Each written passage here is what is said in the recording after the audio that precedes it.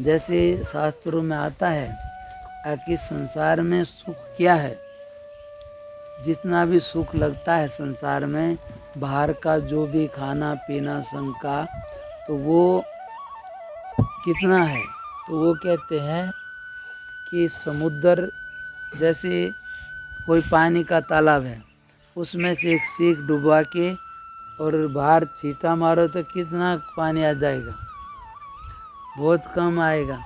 तो इसी को लेकर के बोलेंगे कि वो इस संसार में इतना सा सुख है और वो क्या है, वो सुख का सागर है, उसी से इस संसार में अच्छापन है।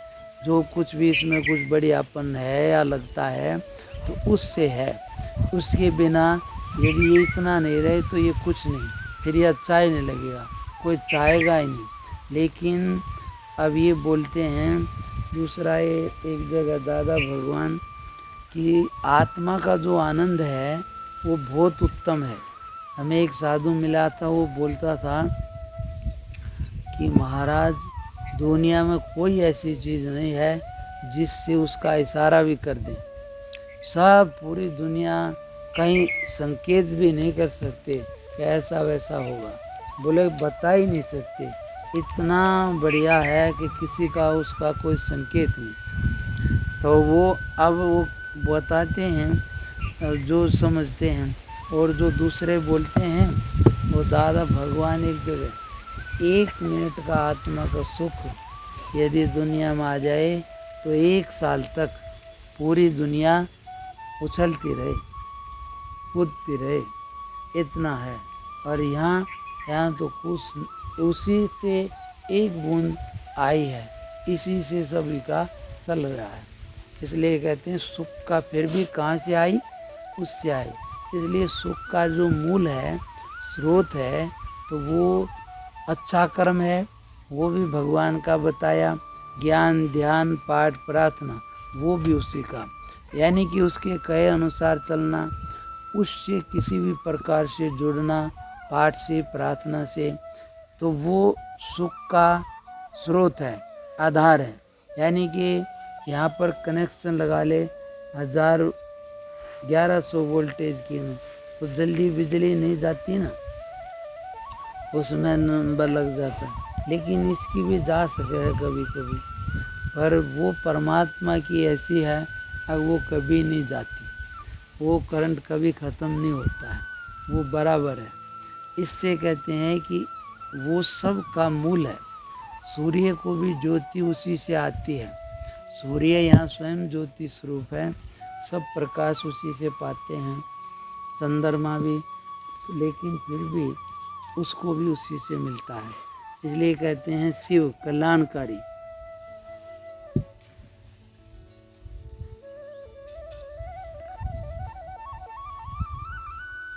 सुख का मूल स्रोत है वो, अर्थात उसी से कहीं भी किसी को पहले गया, आज जा रहा है या आगे जाएगा, तो सब के अंदर वो मूल सुख का स्रोत वही है, ये कहते हैं। और किसी को भी चाहिए तो उससे जुड़ ले, उसके लिए किसी की मनाही नहीं है।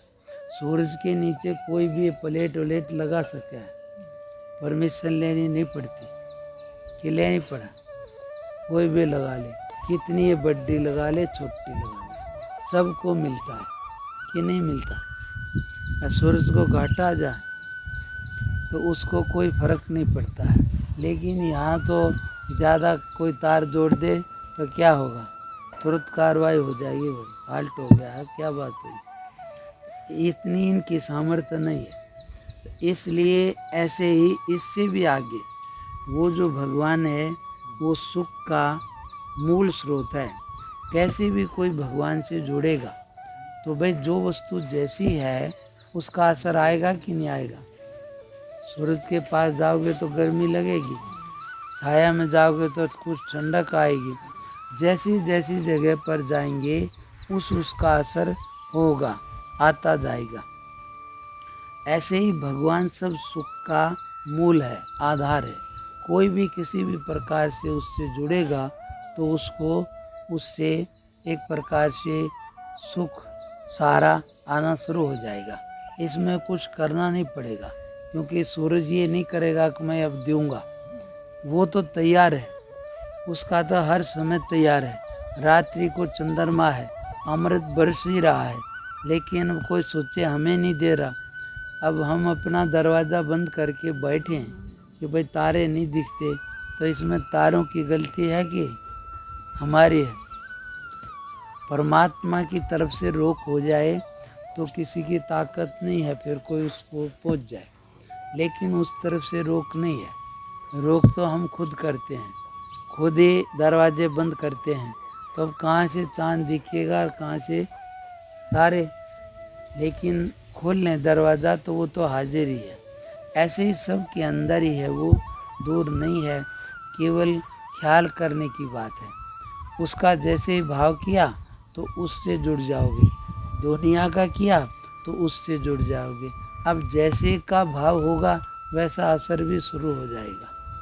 जैसी जैसी चीज़ हम देखते हैं तो उसके अनुसार असर शुरू नहीं हो जाता है, कुछ करना थोड़ी पड़ा इसमें, अपने आप हो जाता है। धूप के पास कोई चीज़ ठंडी रख दो तो गर्म होनी शुरू हो जाएगी, बर्फ़ पिघलनी शुरू हो जाएगी। ज़्यादा ठंडी में रखो तो जमना शुरू हो जाएगी। आप अपना ऐसे ही भगवान शिव यानी कि कल्याण, यानी कि कल्याण का अर्थ समझ गए ना?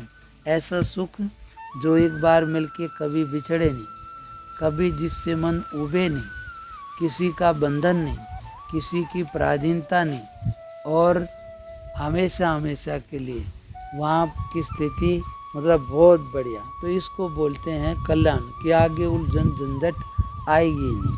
और यहाँ अरे एडमिशन हो गया भाई, कल्याण हो गया, ये हो गया भाई, बन गया, नौकरी लग जाना कोई, तब बस फिर तक क्या कहना है, फिर तो दुनिया का बादशाह हो गया। बस भाई किसी का किसी में कल्याण वो हो रहा है, यो काम बहुत दिन तक पढ़ा था वो हो रहा, कल्याण हो गया भाई। किसी का किसी में कल्याण हो जा, किसी का किसी में कल्याण हो जा। किसी का बहुत दिन तक मुकदमा चल रहा, फैसला हो जा रहा भाई, वाह शांति होगी।